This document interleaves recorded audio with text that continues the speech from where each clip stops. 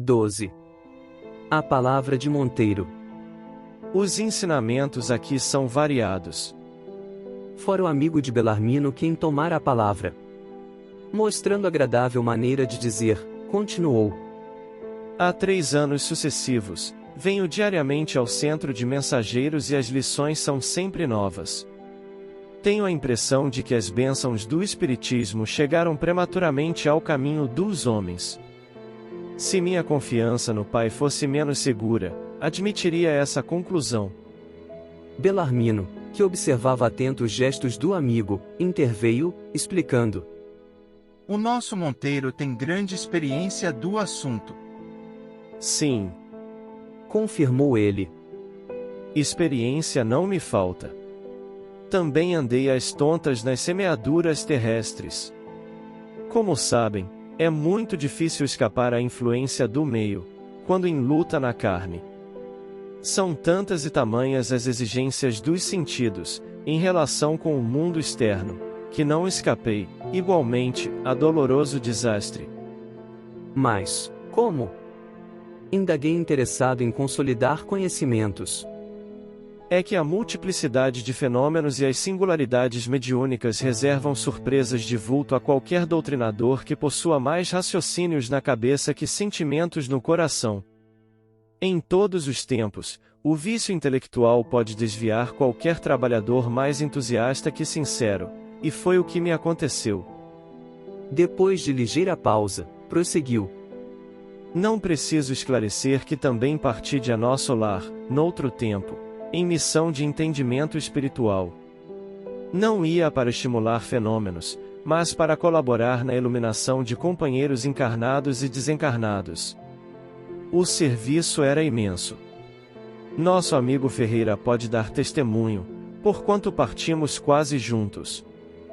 Recebi todo o auxílio para iniciar minha grande tarefa e intraduzível alegria me dominava o espírito no desdobramento dos primeiros serviços. Minha mãe, que se convertera em minha devotada orientadora, não cabia em si de contente. Enorme entusiasmo instalara-se-me no espírito.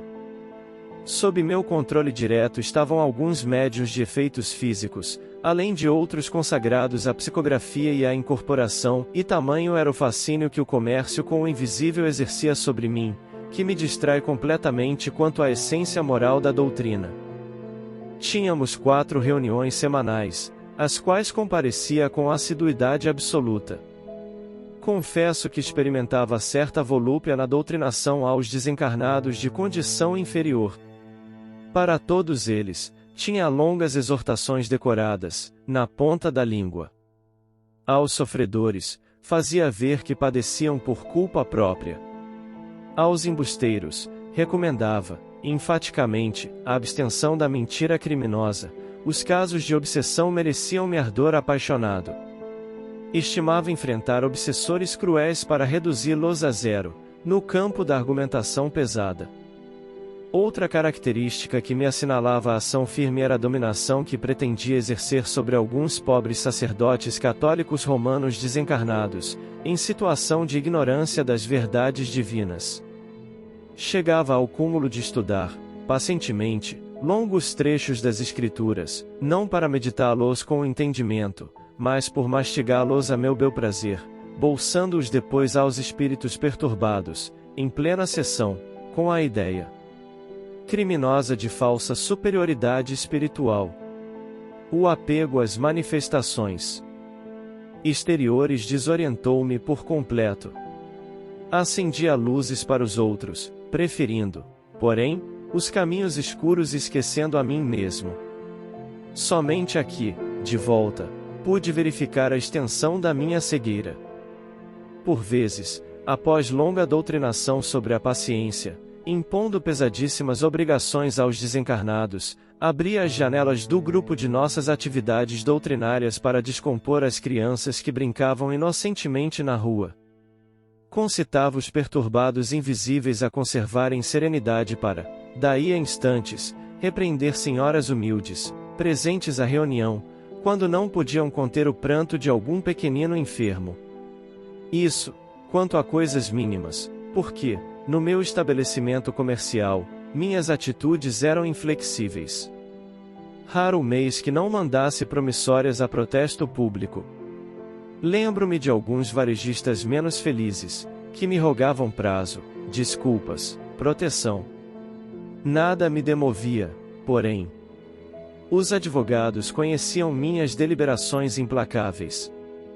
Passava os dias no escritório estudando a melhor maneira de perseguir os clientes em atraso, entre preocupações e observações nem sempre muito retas, e à noite, ia ensinar o amor aos semelhantes, a paciência e a doçura, exaltando o sofrimento e a luta como estradas benditas de preparação para Deus. Andava cego. Não conseguia perceber que a existência terrestre, por si só, é uma seção permanente. Talhava o espiritismo a meu modo. Toda a proteção e garantia para mim, e valiosos conselhos ao próximo. Ao demais disso, não conseguia retirar a mente dos espetáculos exteriores. Fora das sessões práticas, minha atividade doutrinária consistia em vastíssimos comentários dos fenômenos observados, duelos palavrosos, narrações de acontecimentos insólitos, crítica rigorosa dos médiuns. Monteiro deteve-se um pouco, sorriu e continuou. De desvio em desvio, a angina encontrou-me absolutamente distraído da realidade essencial. Passei para cá, qual demente. Necessitado de hospício. Tarde reconhecia que abusara das sublimes faculdades do verbo. Como ensinar sem exemplo, dirigir sem amor? Entidades perigosas e revoltadas aguardaram-me à saída do plano físico. Sentia, porém, comigo, singular fenômeno. Meu raciocínio pedia socorro divino, mas meu sentimento agarrava-se a objetivos inferiores. Minha cabeça dirigia-se ao céu, em súplica, mas o coração colava-se à terra. Nesse estado triste, vi-me rodeado de seres malévolos que me repetiam longas frases de nossas sessões. Com atitude irônica, recomendavam-me serenidade, paciência e perdão às alheias faltas, perguntavam-me, igualmente, por que me não desgarrava do mundo, estando já desencarnado. Vociferei, roguei, gritei, mas tive de suportar esse tormento por muito tempo. Quando os sentimentos de apego à esfera física se atenuaram, a comiseração de alguns bons amigos me trouxe até aqui. E imagine o irmão que meu espírito infeliz ainda estava revoltado. Sentia-me descontente. Não havia fomentado as sessões de intercâmbio entre os dois planos? Não me consagrara ao esclarecimento dos desencarnados? Percebendo-me a irritação ridícula, amigos generosos submeteram-me a tratamento. Não fiquei satisfeito. Pedi à ministra veneranda uma audiência, visto ter sido ela a intercessora da minha oportunidade. Queria explicações que pudessem atender ao meu capricho individual. A ministra é sempre muito ocupada, mas sempre atenciosa. Não marcou a audiência, dada a insensatez da solicitação, no entanto, por demasia de gentileza, visitou-me em ocasião que reservara descanso.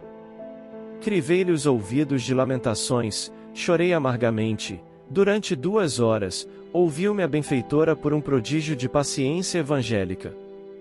Em silêncio expressivo, deixou que me cansasse na exposição longa e inútil.